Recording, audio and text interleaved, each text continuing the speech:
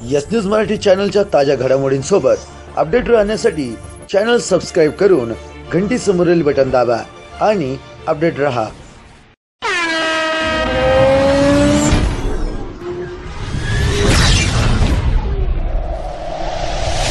नमस्कार, मी Manisha. Yes news Marathi वाहिनीच्या बातमीपत्रात आपल्या सर्वांचं मनपूर्वक स्वागत।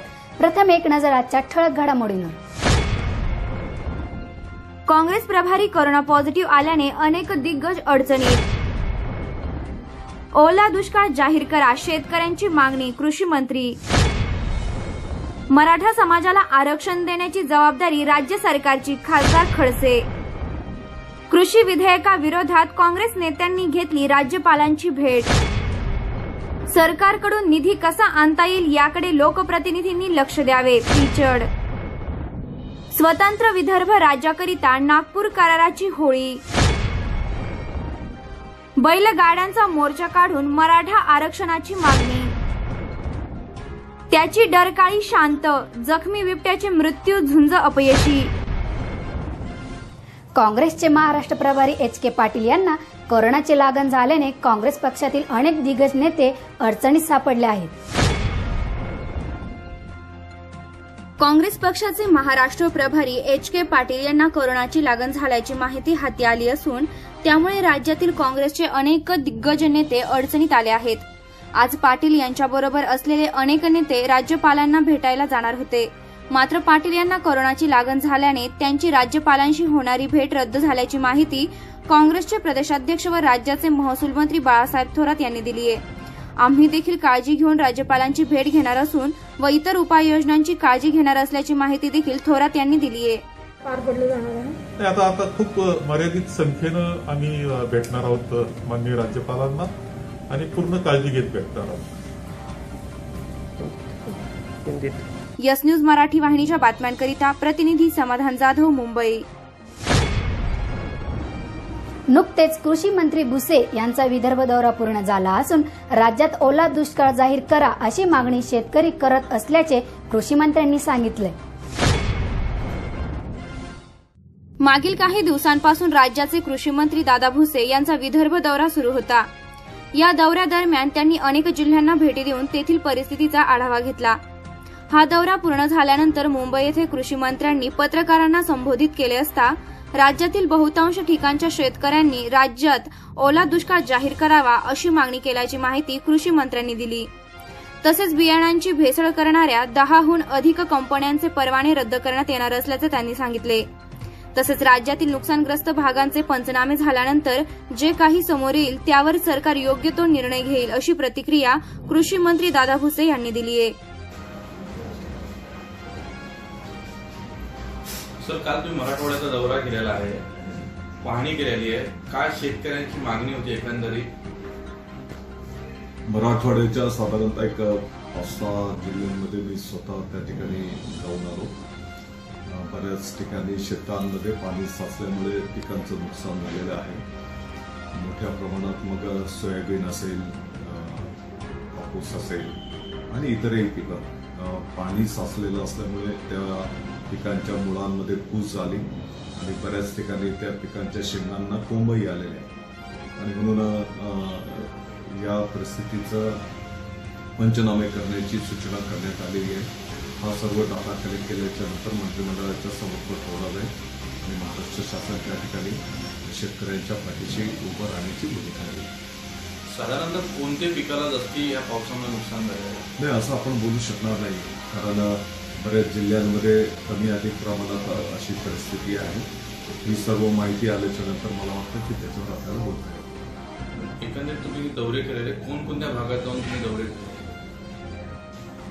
3 दिवसांच्या पासून मी संभाजीनगर, जालना, लातूर, नांदेड या 5-6 जिल्ह्यांमध्ये जाऊन अनेक शेतकऱ्यांनी त्या भागातल्या अशी मागणी होती की ओला दुष्काळ जाहीर करावा। तुमच्या पाहणीमध्ये असं काय आढळून आलं? नाही, शेतकऱ्यांची मागणी आहे ओला दुष्काळ जाहीर करावा। आपण वस्तुस्थितीवर आधारित ज्या ज्या भागामध्ये शेतकऱ्यांच्या या जास्तीच्या पावसामुळे नुकसान झालेले त्याचे पंचनाम्याच्या माध्यमातून या सगळ्या बाबी समोर येतील आणि शासन योग्य तो निर्णय करेल। आता शेतकऱ्यांनी मागणी केलेली, तुम्ही मुंबईकडे येत असताना अनेक शेतकऱ्यांनी तुमच्या गाडीचा ताफा जरी थांबवलेला भुसावळ वगैरे या ठिकाणी, तुम्ही त्यांना भेटल्यानंतर काय भुसावळ असं कुठेही गाडी वगैरे अडवलेली नाही. उलट कुठेही 4 शेतकरी जरी रस्त्यावर असतील त्या ठिकाणी मी स्वतः थांबलेलो आहे. शेतकऱ्यांची एक भावना असते की बाबा आपल्या नुकसानीची पाहणी एक प्रतिनिधी या नात्याने करावी आणि प्रत्येक ठिकाणी मी स्वतः थांबलेलो आहे, त्या शेतामध्ये गेलेलो आहे आणि त्याच्यामुळे कदाचित पुढच्या कार्यक्रमांना मला 2-2 तास उशीर पण झाला, परंतु एकाही ठिकाणी थांबलो नाही असं झालं नाही. रब्बीच्या संदर्भात काय नियोजन आहे राज्य सरकारचं? मला वाटतं की निश्चितपणे आता ह्या पावसामुळे तर नुकसान झालेलं ही वस्तुस्थिती आहे. शासन शेतकऱ्यांच्या पाठीमागे खंबीरपणे उभं राहील, परंतु आता या पाण्याचा उपयोग आम्हाला रब्बीसाठी सकारात्मक कसा करून घेता येईल त्या दृष्टिकोनातून शासन निश्चितपणे विचार करेल आणि रब्बी क्षेत्रामध्ये मला वाटतं की निश्चितपणे वाढ त्या ठिकाणी होईल. त्या माध्यमातून शेतकऱ्यांना एक छोटासा आधार मिळू शकेल. या संदर्भात अधिकाऱ्यांना काही निर्देश देण्यात आले आहेत? ज्या पद्धतीने आता जमिनीतल्या पाण्याची पातळी वाढलेली आहे, होऊ शकतं की त्याच्यातनं बागायत क्षेत्र भविष्यामध्ये वाढू शकतं, रब्बी क्षेत्र वाढू शकतं आणि म्हणून त्या रब्बीच्यासाठी लागणाऱ्या बियाणं, लागणारी खतं याचं नियोजन करण्याची सूचना कृषी विभागाच्या अधिकाऱ्यांना करण्यात आलेली आहे. सर, एक राजकीय प्रश्न असा आहे की तुम्ही मध्यंतरी एक मुलाखत दिली होती, त्याच्यामध्ये तुम्ही बोलला होता की कृषी विधेयक जे राज्य केंद्र सरकारने लागू केलेलं आहे ते शेतकऱ्याला आर्थिक फायदा देणार आहे, मात्र काँग्रेस मोठ्या प्रमाणात नाही, मी असं कुठेही म्हटलं नाही की ते आर्थिक फायदा देणार आहे. मी त्यावेळेस असंही बोललो की याच्यात काही 2 गोष्टी चांगल्या आहेत आणि 4 गोष्टींचा आणखी खुलासा होण्याची आवश्यकता आहे. शेतकरी त्याचा माल थेट विकू शकेल, चांगली बाब आहे, परंतु ते थेट विक्री करत असताना शेतकऱ्यांनी विकलेल्या मालाचे पैसे त्याला मिळाले पाहिजे. बऱ्याच ठिकाणी व्यापाऱ्यांनी पैसे बुडवण्याच्या अनेक घटना आहेत. दुसरी गोष्ट, एक मुठभर लोक या मालाचं साठवणूक करून कृत्रिम टंचाई निर्माण करतील का, ही पण एक बाब धोका त्याच्यामध्ये आहे. तिसरी गोष्ट, मला वाटतं की मागच्याच महिन्यामध्ये केंद्र सरकारने कांदा निर्यात जीवनावश्यक वस्तूंमधनं वगळला आणि आपण बघितलं असेल की महिना होत नाही त्याच्या आत कांदा निर्यात बंदीची घोषणा करण्यात आली. दिवशी 1,000-1,500 रुपयाने कांद्याचे दर पडले. मग नेमकी काय भूमिका आहे केंद्र सरकारची, म्हणजे बोलायचं काय आणि करायचं काय, ह्या सर्व वस्तुस्थिती मी समोर आणलेली होती. मध्यंतरी शेतकऱ्यांचं बियाणं खराब झालं त्यावर एक समिती स्थापन करण्यात आली होती. महाबीज किंवा जे अधिकारी त्यांच्यावर काही कारवाई किंवा काय त्या समितीचा अहवाल वगैरे आलेला आहे? पाठीमागच्या काळामध्ये जे काही बियाणं उगवलं नाही अशा ज्या काही लाखाच्या आसपास शेतकरी बांधवांच्या तक्रारी आल्या होत्या, त्या अनुषंगाने मोठ्या प्रमाणात चौकशी करण्यात आलेली आहे. मला वाटतं की 80 पेक्षा जास्त ठिकाणी गुन्हे दाखल करण्यात आलेले आहेत. 10 पेक्षा जास्त कंपन्यांचे लायसन्सेस रद्द करण्यात आलेले आहेत आणि ही प्रक्रिया अजूनही प्रगतीत आहे. तर काल संजय राऊत आणि मुलाखत झाली होती देवेंद्र फडणवीस, काय समीकरण होऊ शकते पुन्हा जे चर्चा जे सुरू आहे अनेक, तर तुम्हाला काय वाटतं? नाही, मला वाटतं की या सगळ्या भेटींना राजकीय चष्म्यातनं पाहण्याची काही आवश्यकता नाही. राजकारणामध्ये वेगवेगळ्या पक्षांच्या वेगवेगळ्या जरी भूमिका असल्या तरी भेटीगाठी घेणं, चर्चा करणं, महाराष्ट्राच्या विकासाच्या संदर्भातले काही बाबी असतील, देशा पातळीवरच्या काही बाबी असतील तर आपण एकमेकांशी संवाद साधत असतो. यस न्यूज मराठी वाहिनीच्या बातम्यांकरिता प्रतिनिधी राजेश मोरे, मुंबई. मराठा आरक्षणाकरिताच्या आंदोलनादरम्यान आरक्षण देण्याची जबाबदारी राज्य सरकारची असल्याची माहिती खासदार रक्षा खडसे यांनी दिली. मराठा आरक्षणावरील स्थगिती उठवावी याकरिता सर्वच ठिकाणी आंदोलने केली जात असताना रावेर लोकसभा मतदारसंघाच्या खासदार रक्षाताई खडसे यांच्या घरासमोर सकल मराठा समाजाच्या वतीने आंदोलन करण्यात आले. यावेळी आंदोलनातील कार्यकर्त्यांना संबोधित करताना खासदार रक्षाताई खडसे यांनी आधी राज्य सरकारने मराठा समाजाला आरक्षण देणे गरजेचे आहे, त्यानंतर केंद्रामध्ये या आरक्षणाला मंजुरी देण्यात येईल. परंतु राज्य सरकार कुठेतरी आरक्षण देण्याबाबत कमी पडत असल्याची प्रतिक्रिया खासदार रक्षाताई खडसे यांनी मराठा समाजाच्या आंदोलनकर्त्यांना दिली आहे. लोकसभेचं इलेक्शन झालं असं कोणताही खासदार नव्हतं की त्यांनी बोललं नाही. सगळ्यांनी या संदर्भामध्ये बोललेलंच आहे. सगळ्यांचे प्रयत्न आहेत. लोकसभा आणि राज्यसभेमध्ये घटना दुरुस्ती वेळोवेळी झालेली आहे. ते घटना दुरुस्तीचा विषय नाहीये दादा, हा आधी राज्याचा विषय. हे जे आपण आरक्षण मागतो केंद्रात नाही मागत, राज्यात मागतो. तर आधी राज्यामध्ये कोणतंही आरक्षण मिळत असताना जोपर्यंत राज्यात मिळत नाही तोपर्यंत केंद्रात प्रस्ताव जात नाही. आधी केंद्रात याला मंजुरी राज्यात मंजुरी मिळाल्यानंतर, राज्यात लागू झाल्यानंतर मग केंद्राचा विषय येतो. दोन आरक्षण तुमचे राज्यातलं आरक्षण वेगळं असतं, केंद्रातलं आरक्षण वेगळं असतं. आता जी आपण भांडतो आहे हे राज्यातल्या आरक्षणासाठी भांडतो. आणि राज्यातलं आरक्षण झाल्यानंतर सगळ्या गोष्टी व्यवस्थित झाल्यानंतर मग जर भविष्यामध्ये असं वाटलं की आपल्याला केंद्रात पण पाहिजे तेव्हा मग हा प्रस्ताव केंद्राकडे जातो. ते पण राज्याच्या मंजुरी येते. म्हणून याच्यामध्ये आत्ता केंद्राचं काय इंटरफेरन्स म्हणजे ठीक आहे, हे जे तुम्ही कायदा जे दुरुस्तीचं म्हणताय हा नंतरचा विषय. आता केंद्र फक्त गाईड करू शकतं की कशा पद्धतीने तुम्ही याच्यात हे केलं पाहिजे. पण आता ही सगळी जबाबदारी राज्य सरकारची आहे आणि राज्यातल्या वकिलांची जे की सरकारच्या माध्यमातून लावले गेलेले आहे. यस न्यूज मराठी वाहिनीच्या बातम्यांकरिता प्रतिनिधी अशफाक पिंजारी, जळगाव. केंद्र सरकारने मंजूर केलेल्या कृषी विधेयकाविरोधात काँग्रेस नेत्यांनी राज्यपालाची भेट घेऊन कायदा रद्द करण्याची मागणी केली. केंद्र सरकारने संमत केलेल्या कृषी विधेयकाविरोधात मुंबईत काँग्रेस नेत्यांकडून आंदोलन करण्यात आले. सदरचे कृषी विधेयक कायदा हा कोणाशीही चर्चा न करता मंजूर करण्यात आला असून हा कायदा शेतकऱ्यांच्या हिताचा नसून तो सूटबूट वाल्यांकरिता असल्याने माजी मुख्यमंत्री पृथ्वीराज चव्हाण, यशोमती ठाकूर यांसह अनेक काँग्रेस नेत्यांनी आंदोलन केले. तसेच निदर्शने देखील करण्यात आली. यानंतर काँग्रेसच्या नेत्यांनी महाराष्ट्राचे राज्यपाल भगतसिंह कोश्यारी यांची भेट घेतली. यावेळी राज्यपालांना कृषी विधेयक कायदा रद्द करावा यासाठी निवेदन देखील देण्यात आलंय. यावेळी महसूल मंत्री बाळासाहेब थोरात, विजय वडेट्टीवार, नसीम खान यांसह काँग्रेसचे अनेक नेते उपस्थित होते. चर्चा केली, यामध्ये बसून आपण काहीतरी मार्ग काढला पाहिजे हे मान्य केलं. आमचं तेच म्हणणं आहे ना, तर ही विधेयकं संसदीय समितीकडे गेली असती तर चर्चा झाली असती शांत वातावरणात. सरकारने ती संधी दिली नाही. आता राज्यपाल महोदयांनी सांगितलं की सगळे विचारवंत बसून काहीतरी मार्ग यातून काढा. तर एक गोष्ट मान्य केली की काहीतरी यामध्ये विचार करण्यासारखा, कारण सगळा शेतकरी समाज रस्त्यावर उतरलेला, कुठंतरी काहीतरी समस्या आहे. आता ती वेळ निघून गेलेली आहे आणि सरकारनं आता पुढाकार घेतला पाहिजे.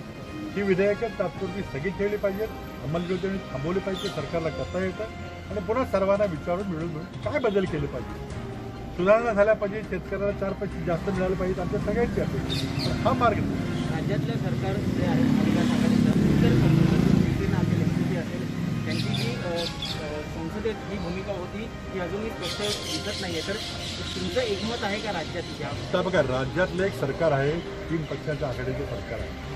तो या विधेयाबद्दल काय निर्णय घ्यायचा ते घेईल, मंत्रिमंडळामध्ये चर्चा होईल. के महामहिम राज्यपाल महोदय से जुड़ा, कुछ हमारे सांसद थे और कुछ हमारे मंत्रीगण थे और कुछ विधायक थे. राज्यपाल महोदय ने हमारा निवेदन, हमारा ज्ञापन था वो स्वीकार किया. उस पर बड़े खुले दिल से चर्चा हुई. हमने अपनी बात रखी उनके सामने और ये उनको गुजारिश की कि आप प्रधानमंत्री के पास ये ज्ञापन भेजिए और अपनी सिफारिश करके भेजिए कि पूरे राज्य में बहुत आक्रोश है और अगर इस पर कुछ हल निकालना है, किसान का सही मायने में भला चाहते हैं तो कुछ दिन रोकिए इन विधायकों को, कुछ सबको बुलाइए, सिर्फ पॉलिटिकल पार्टीज को बुलाए ऐसा हमारा आग्रह नहीं है. आप एक्सपर्ट्स को बुलाइए, उसको कुछ रास्ता निकालिए जो उससे सभी आदमी आम उसमें सहमति हो सके. क्या कारण है कि इतने साल से सबसे पुराना जो सहयोगी दल है अकाली दल, उसके अकाली दल के सदस्य ने मंत्रिमंडल से इस्तीफा दिया और पूरे अकाली दल को साथ छोड़ दिया है.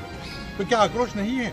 250 किसान संगठनों ने मिलकर 2 विधेयक बनाकर दिए थे सरकार को कि उस पर चर्चा कीजिए, कुछ रुपये बनी.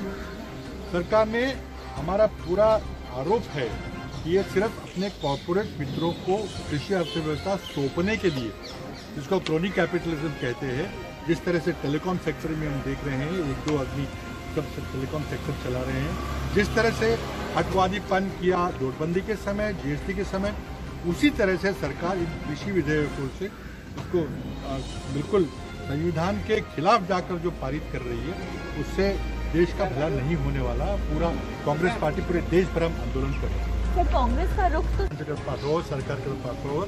आमची मागणी अशी आहे की ताबडतोब हे काळे कायदे रद्द करा, त्यामध्ये विस्तृत चर्चा करून त्यामध्ये काही सुधारणा करायच्या तर आपण सगळे बसून करू, पण संसदीय जी मूल्य आहेत, घटनात्मक तरतुदी आहेत, त्याची पायमल्ली करू नका। त्यामध्ये आम्ही बऱ्याचशा सूचना देणार आहोत आणि म्हणून काँग्रेस पक्षानं या कृषी विधेयकांच्या विरोधामध्ये देशव्यापी आंदोलन छेडलेलं आहे। त्याचा एक भाग म्हणून प्रातिनिधिक स्वरूपामध्ये काँग्रेसचे खासदार, आमदार वगैरह का भी जाऊन राज्यपाल महोदय भेटे। महाराष्ट्र के महाआघाड़ी के सभी घटक दलों का अधिकारी जो मंत्री परिषद में बैठते हैं, वो बैठ के इस पे आगे क्या चर्चा करनी है जरूर तय करेंगे। हम अपनी बात मानते हैं। एक और सवाल सर, यूथ कांग्रेस की ओर से आज इंडिया गेट पर जो ट्रैक्टर जलाया गया, तो उसमें ये कहा जा रहा था किसान प्रोटेस्ट कर रहे हैं, लेकिन दरअसल वो यूथ कांग्रेस के कार्यकर्ता थे। इसको लेकर कुछ देखिए, यूथ कांग्रेस के कार्यकर्ता भी किसान का बेटा है। तो देखिए, पूरे 250 संगठन इकट्ठा होकर अगर सरकार से कुछ कहने की कोशिश कर रहे हैं, क्यों नहीं सरकार सुन रही है, क्यों नहीं समय दे रही है, क्यों नहीं यह विधेयक संयुक्त संसदीय दल के पास गए, वहाँ चर्चा होती, बात होती, आगे पीछे करके हम आम राय बना लेते, क्यों नहीं कर रहे। आताच काँग्रेस पक्षाचं एक शिष्टमंडळ माननीय राज्यपाल महोदयांना भेटलं आणि त्यांना एक आमच्या पक्षाच्या वतीने निवेदन सादर केलं।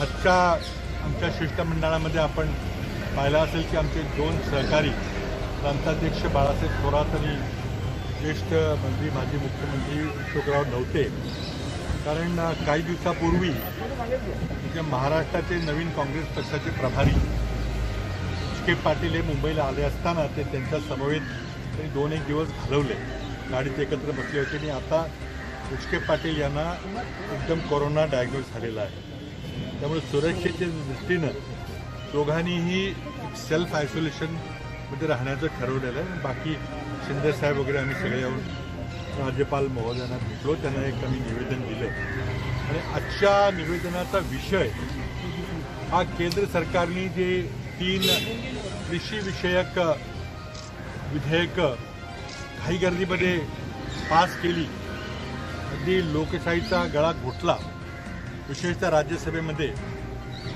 तो आमचा हक्क असतो मतविभाजन करण्याचा, तो हक्क फेटाळला आणि राज्यसभेमध्ये बहुमत नसल्यामुळं आवाजी मतदानाने ही विधेयकं घाईगर्दीत पारित केली। आम्ही त्या विधेयकांना काळी विधेयकं मानतो।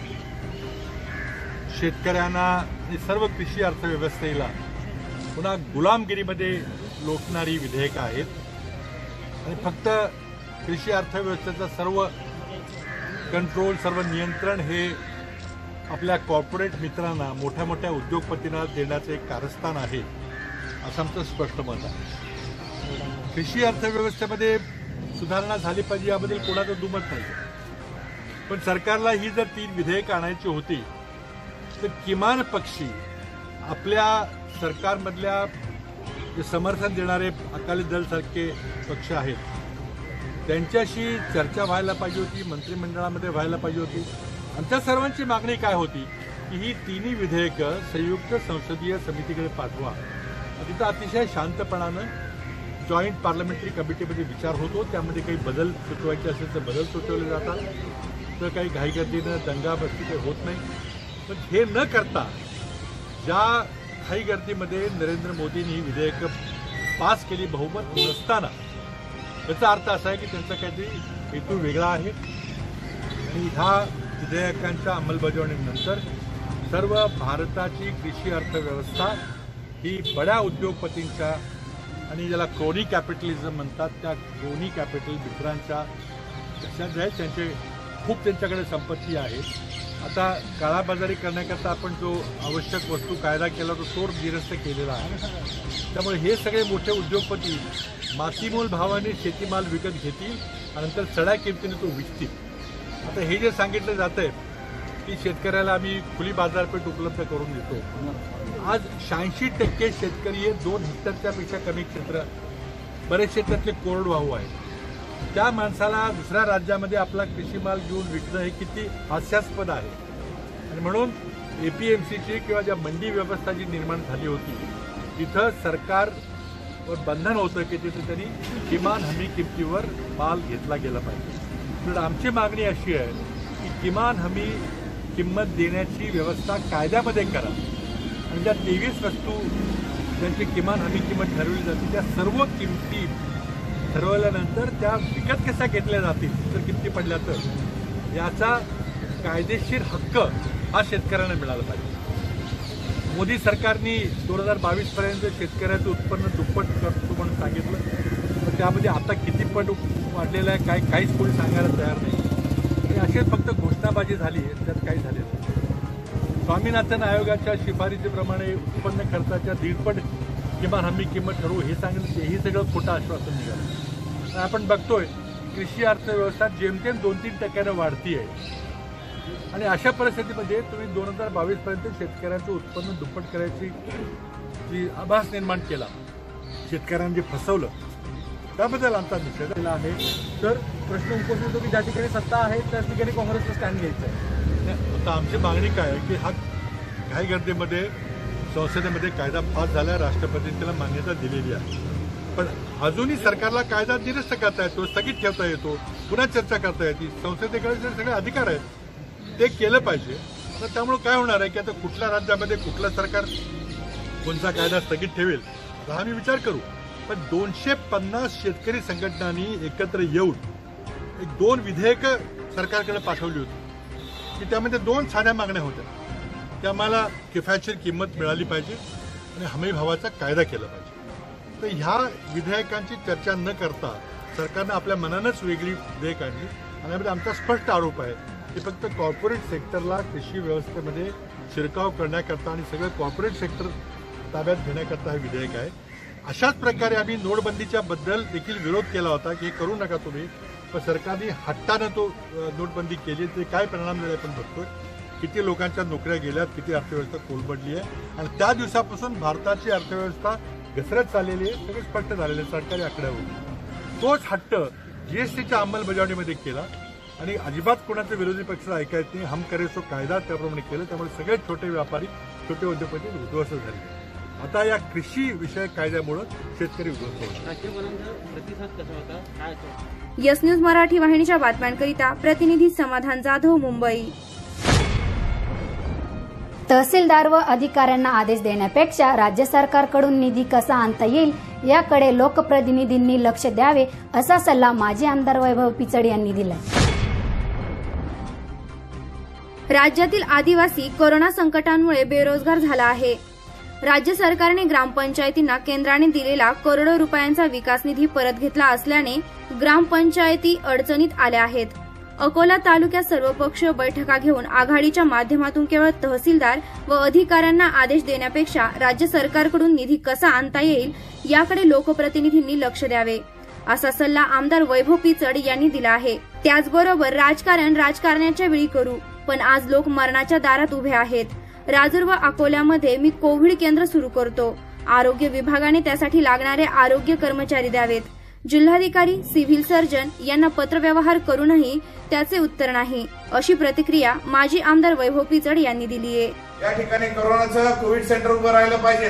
कोतूर सारख्या दुर्गम भागामध्ये खोपसंडीचा माणूस येत असेल तर त्या ठिकाणी कोतूर सारख्या मुख्य ठिकाणी कोविड सेंटर उभं राहिलं पाहिजे, या मागण्या केल्या ना।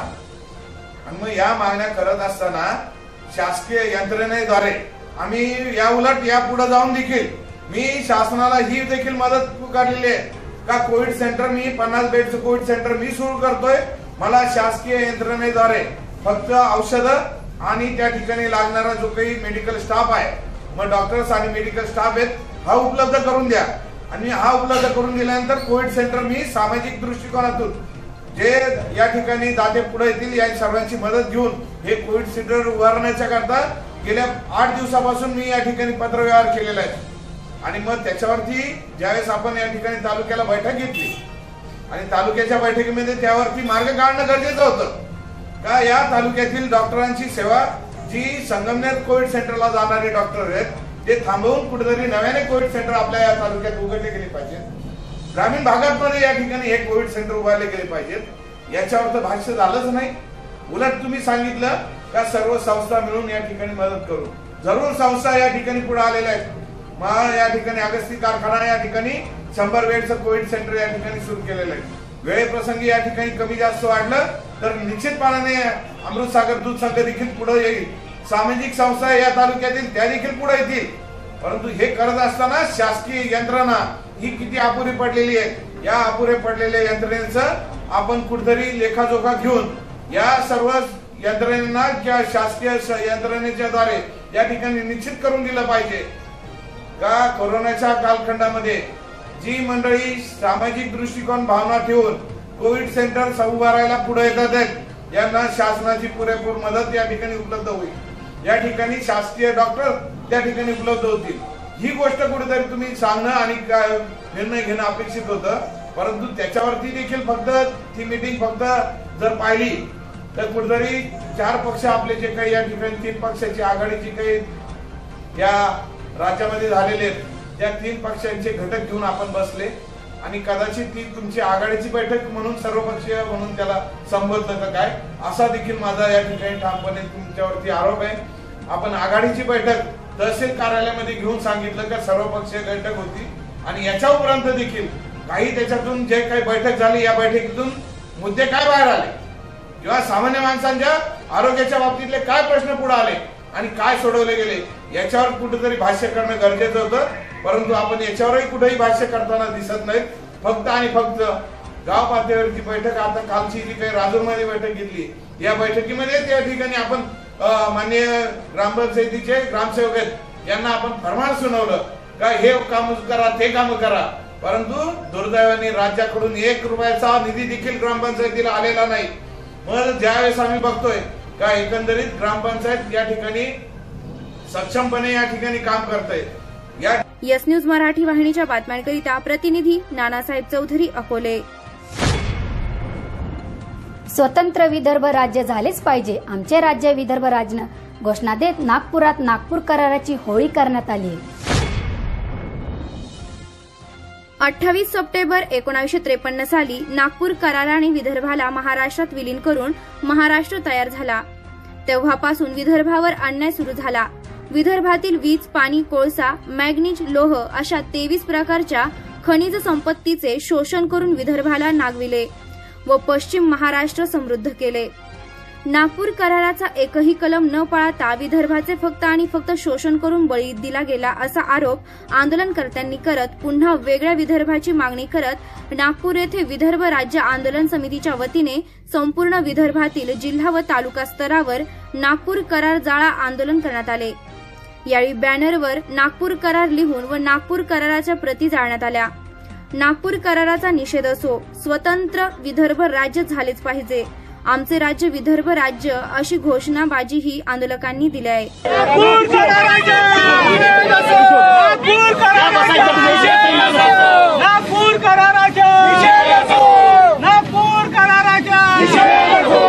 महाराष्ट्र शासन, महाराष्ट्र शासन लेके रहेंगे 28 सप्टेंबर 1953 साली नागपूर करार झाला होता। त्या नागपूर करारामध्ये पश्चिम महाराष्ट्रवाले सामील झाले होते। त्यांनी विदर्भाच्या जनतेची फसवणूक केली आणि त्यांनी सांगितलं की आम्ही 23% विदर्भाच्या जनतेला आम्ही 23% नोकऱ्या देऊ आणि त्यांनी खोटे आश्वासन दिले। 23% नोकऱ्या देऊ आणि 10 लाख प्रायव्हेट जॉब देऊ असे म्हणून जनतेला फसवणूक केली आहे महाराष्ट्र सरकारने। म्हणून आम्हाला वेगळ्या विदर्भामध्ये आम्हाला महाराष्ट्रामध्ये राहायचं नाही। वेगळा विदर्भ झाला असता तर आज ही महामारी आली नसती, आज ही रोजगार आज ठप्प झाला नसता। आम्ही बाबासाहेबांच्या ज्यावेळेस हयातीमध्ये होते बाबासाहेबांनी म्हटलं होतं की महाराष्ट्रामध्ये वेगळा विदर्भाच्या असायला पाहिजे आणि त्यावेळेस त्यांनी म्हटलं होतं आणि त्यामुळे मग आम्ही वेगळ्या विदर्भासाठी पूर्वीपणे केलं होतं. 1955ला जेव्हा भाजपची सत्ता होती त्यावेळेस देवेंद्र फडणवीस आणि जेव्हा महापौर होते नागपूरचे त्यावेळेस त्यांनी एकदा असं महाराष्ट्र बंद आंदोलन पुकारला होता. त्यांनी विदर्भाचे वेगळे झाल्याची मागणी केली होती पण अजूनपर्यंत ते रास्त झाली नाही आहे. आणि आजही वेगळा विदर्भ न होण्याचं कारण हेच आहे की हे शासनकर्त्याची जमात आहे किंवा आता महाआघाडी सत्तेमध्ये आहे. महाआघाडी सत्तेमध्ये दोन्ही गट एकमेकांच्यासाठी लागलेले आहेत. राष्ट्रवादी आहे, काँग्रेसही आहे आणि शिवसेना पण आहे. पण यांनाही वेगळा विदर्भ झाला नाही पाहिजे म्हणून हे रेट धरून आहेत. यापूर्वी अनेक साहेबांनी विदर्भासाठी खूप मोठा पुढाकार घेतला होता. त्यांनी ही मागणी धरली होती आणि आम्ही या गोष्टीसाठी मागणी धरून आहोत. म्हणून आम्ही आजही मागणी करतो आहोत की वेगळा वेगळा झाला पाहिजे आणि यासाठी वाटलं समोर आम्हाला जर काही आणखी काय करायला लागले तर आम्ही करू आणि आणखी एक दिवसाच्या उपोषण जर आम्हाला घ्यावं लागलं तर आम्ही घेऊ. यस न्यूज मराठी वाहिनीच्या बातम्यांकरिता प्रतिनिधी दर्शन तिडके, नागपूर. मराठा आरक्षण स्थगिती विरोधात बैलगाड्याचा रॅली काढत मराठा समाजाच्या वतीने अनोख्या पद्धतीने आंदोलन करण्यात आले. मराठा आरक्षणावरील स्थगिती उठविण्यासाठी व आरक्षण पूर्ववत करण्यात यावे याकरिता आंदोलनाच्या माध्यमातून मराठा समाज आक्रमक पावित्र्य घेत आहे. या आंदोलनाचा एक भाग म्हणून हिंगोली जिल्ह्यातील सेनगाव तहसील कार्यालयावर मराठा आरक्षणाकरिता चक्क बैलगाड्यांचा मोर्चा काढण्यात आला. मराठा शिवसैनिक सेना या संघटनेने सदरच्या बैलगाडी मोर्चाचे आयोजन केले असून या आंदोलनास तालुक्यातील गावागावातील मराठा बांधव आपल्या बैलगाड्यांसह सहभागी झाले होते. सेनगाव शहरातून बैलगाड्यांची रॅली काढून मोर्चेकऱ्यांनी तीव्र घोषणाबाजी करत शहर दुमदुमून टाकले.